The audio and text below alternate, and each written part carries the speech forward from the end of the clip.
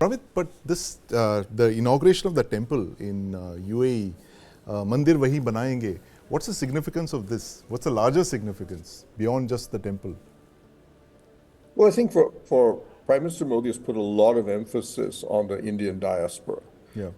He sees them as a major political constituency with, should we say, oversized influence on Right. domestic audiences in India. And so he has gone out of his way to cater to their concerns. Right. So everywhere he's gone, and it's even in countries like, let's say, Myanmar, which has a small but very poor and impoverished Indian ethnic minority, but he's gone and met them anyway. I mean, the first prime minister to do so. And in the case of the Gulf, he's basically told the UAE, well, one of the things I want to have for the Indian population there, because they've asked for it, is the right to be able to worship.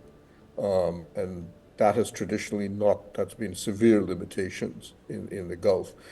In the UAE, they would sort of allow Hindu temples, but it was always in a garage and the police would just look the other way, but it was not, formalized.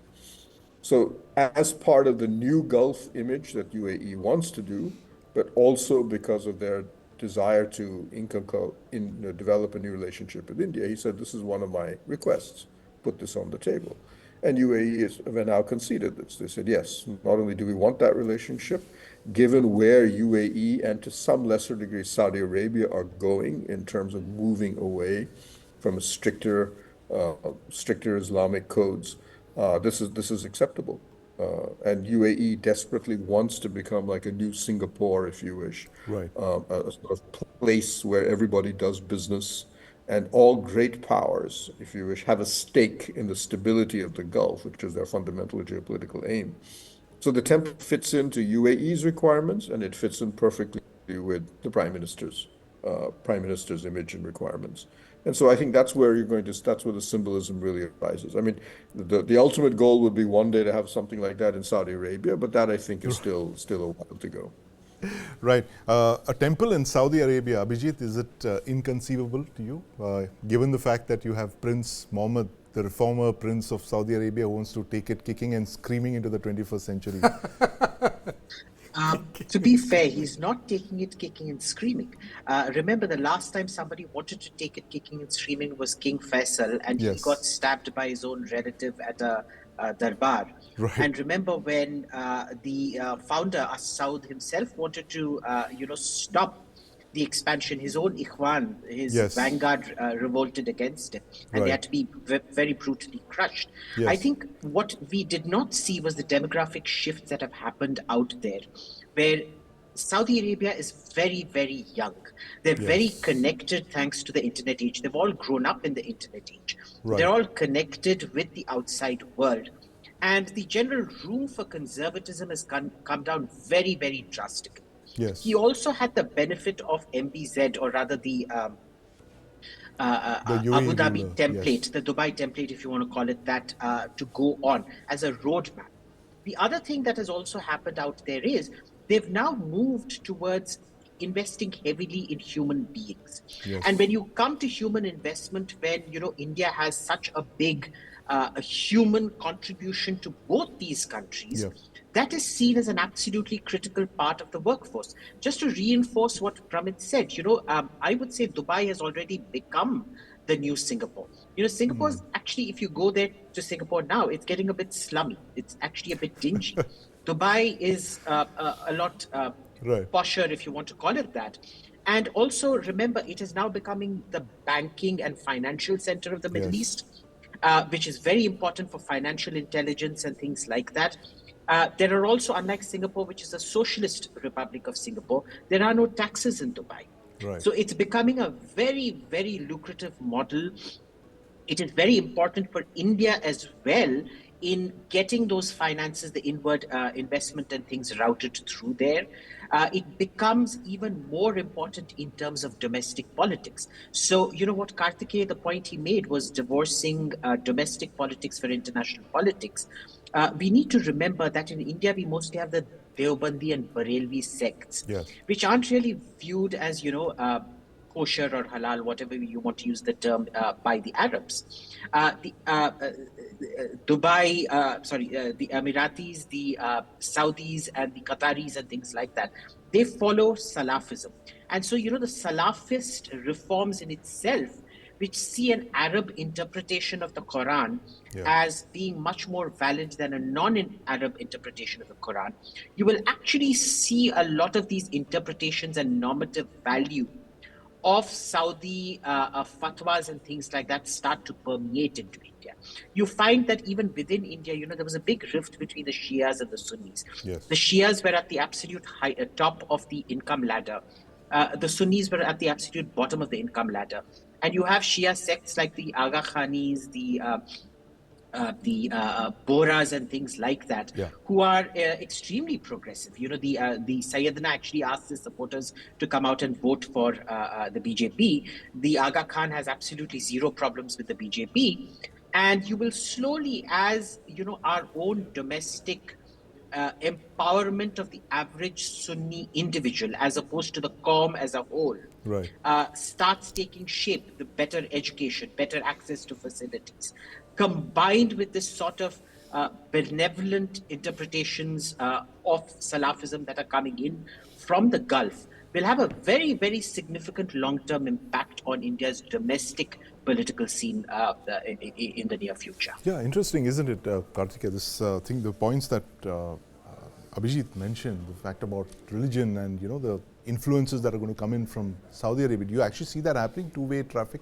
No, Barelvis and Deobandis, they are far more influential in Pakistan and Egypt. In the Egypt, and Pakistan. So yes, he has a point that the Salafi version of Islam, it's always seen as the hardline, which fueled a lot of Islamism around the world. But they're larger. You had Iran and Saudi Arabia competing for it. People forget that in 1979, two things happened. You had revolution in Iran, and Ayatollah Khomeini came to power, and then you had the siege of Makkah. And the siege of Makkah, and suddenly Saudi Arabia realized that if they are the custodians of the two most holy shrines, and there's a revolution in Iran, then where would they stand? Right. Because after the breakup of the Ottomans, the keys went to the families who controlled Makkah and Medina. So I think that there are a lot of things at play, but when we are connecting the dots, I think the most important thing in context of Modi is that he was a man whose visa was scrapped, not allowed to go to the United States of America. People had a problem. People said that how will he connect with the larger world? He's a divisive figure. But the fact is that he has been able to cut through all the labels which were tagged on him. Yes. That's the bigger picture. In fact, the foreign policy thing itself, I mean, he was completely, we didn't know what he stood for in foreign policy. He was seen as a provincial politician. Till 2014, even those who had campaigned for him had no idea what Modi would do when he'll go to Madison Square. Yes. People had no idea. Right. So what he did, "May force be with you," was in itself a revelation. I just can't forget that. Right, right. And Pramit, again, coming back to this SWOT analysis of West Asia, it is a huge source of, for labor and remittances. It's 50% of our energy is from there. But like all of you have mentioned, it's also on shifting sands, right? A conflict can break out at any moment and Indians are caught in the crossfire. You think it's worth the risk, or is it time for us to kind of start de-risking ourselves from there and looking for alternate energy sources, supplies, like maybe Mozambique, for instance, or Oman or something like that? Well, we have begun that process, as you mentioned. Mozambique, we have the Rovuma oil field, but we also have a problem that the LNG terminal there is caught by fighting between Al-Shabaab and the Mozambique government. And so diversification is difficult, partly because virtually no place produces oil and gas as cheaply as the Gulf. And if you look at the geographical proximity, there's literally nothing in the world as close to India. The broader story, which is happening under our climate policies, is for India to completely get itself off of imported hydrocarbons altogether. But that's a long way to go. If the economy is growing at 7%, this renewable energy drive of India, while impressive, is barely running to stand still. If anything, it's still falling behind. So we will struggle on that one. We will continue to be using hydrocarbons for at least the next probably 20 years minimum. And we will have to import the vast bulk of that. And then again, we will go where the price is good, and that automatically leads us back to the Gulf. Right. We're buying Russian oil right now, but that's Yes. also a big geopolitical risk as well. Um, but look around, where else do you get that from on the scale and price level Right. that Gulf gives us? That's one element. The Yes. diaspora is another thing. There is literally no other place in the world Right. where working class, lower middle class Indians are able to get jobs and remit money on the Yes. scale they do in the Persian Is it Gulf. what, $80 billion Yes. a year? Right, It's exactly. And well, astounding. yeah, about half of that roughly comes from the Gulf, yes. Yes. And almost, I think, a diaspora of about what, 10 million, Yeah. 11, 12 million. So you really have nowhere else again that matches this Right. area. You can't go to the West, will not allow immigrants on that level, especially at that social level. Southeast Asia, it's also not feasible. So you don't have any place to go. And it's a huge social outlet, a big source of revenue Yes. for that class, which is so you put all that together, Right. plus what Obijit mentioned, that it has an important impact on the Muslim population in India as Right. well, where Right. Islam goes in that region.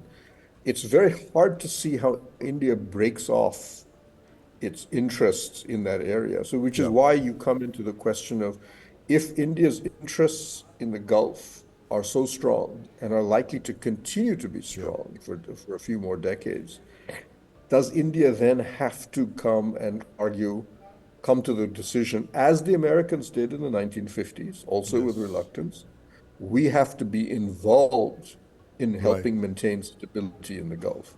What I think we're doing right now, which is why the ITU to IMEC and Yes. so on are so important, we are saying, you local players, the local UAE, Saudi Arabia, hopefully Iran, you create that regional Yeah. architecture, and India is happy to support you. Right. What India will try to avoid to do, which is sort of what the Americans got sucked into, but then they had greater resources Yeah. and more hubris, which is that we're not going to come in and create a regional order for you. Right. We're not interested in going down that path. But if you create your own, Yeah. India is happy to support it. Absolutely. Yeah. Which has been our policy all along, and I think, like you said, with the I2, U2, and IMEC, that's coming through. But Abhijit, since you look a lot at risks, right, and you've been also studying Iran very closely, what do you think is the one black swan event that could actually take the region in the opposite direction? You think, just look into a crystal ball for us and tell us, could it be Iran going nuclear, or the prospect of Iran fighting Israel? What could, dent this whole West Asian dream for us? I think that one event, it might be something else. It might be an unknown thing, but I think that one event is exactly what you said, Iran going nuclear. Yeah. The question is, how much of a threat do they perceive? Now, Israel might not have been terribly happy, when the Saudis and the Emiratis announced their little, I won't say peace, but kind of dampening down the Cold War between them and Iran somewhat. A few months back, because that kind of helps alleviate the siege mentality, or rather Yes. did alleviate the siege mentality in Tehran, which is a very effective tool to scaring its own population. The problem since then is Iran almost seems hell-bent on creating that siege mentality all over again, Yes. be it using the Houthis to attack, because let's be very clear, the Houthis will not be in a position to attack anything were it Yes. not for Iran. Right. The second has been, also using bases in Iraq and Syria to carry out attacks, or at least to supply Hamas and things like that in the Middle East. Now, none of this, and of course, there was this recent tension and strikes between Iran and Pakistan that happened as well. Something is not right out there. I don't know what has happened Right. internally in that structure, but there's almost, on the one hand, immediately after October the 7th last year when Hamas attacked Israel, we saw this sort of very carefully nuanced words towards calibrating its relationship with Israel, not admitting responsibility for it, indicating it did not know what was going to Yes. happen. Right. and at the same time not saying no entirely. There were some statements which could have been read as complicity in what happened. But I think generally Israel accepts that they have nothing particularly strong, no evidence particularly strong linking them. But since then, their actions have been very mystifying. The problem with actions like this is Iran, this is like nuclear signaling. You might want to convey something. The issue is the person the message intended to reading the message right. Right. And Absolutely. I don't think anybody in America, Israel, or the Saudis or Emiratis are reading what Iran wants, what message Iran wants to send. Yes. If it is a message of peace, I don't see how it can be a message of peace, but I don't think anybody's seeing it as a message of peace right now, which is why that siege, the exacerbation of the siege mentality is what will ultimately push Iran towards a nuclear test. Absolutely. Thank you. Thank you very much, gentlemen. Abhijit, fascinating insights. Pramit, as always, Kartikeya. Prime Minister Modi's Arab Connect and Iran could be the spoilsport in that party for that siege mentality. This is a story we'll be tracking very closely as Prime Minister Modi embarks on a very, very significant tour of the UAE and later Qatar. Streaming on News9 Plus. News is now content. Subscribe and get free vouchers.